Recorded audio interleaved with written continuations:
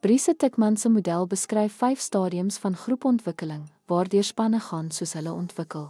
Die toepassing van hierdie stadiums op werklike scenario's help om spandinamika te verstaan. Vorming, spanlede ontmoet, stel grondreëls vas en verstaan doelwitte. Storming, konflikte ontstaan na mate individue hul perspektiewe en rolle bevestig. Normering, die span begin samehorigheid, vertroue en samewerkingsgewoontes ontwikkel. Prestasie, lede werk doeltreffend om gedeelde doelwitte met minimale wrywing te bereik. Verdaging, die span voltooi sy take en ontbind of gaan oor na nuwe rolle.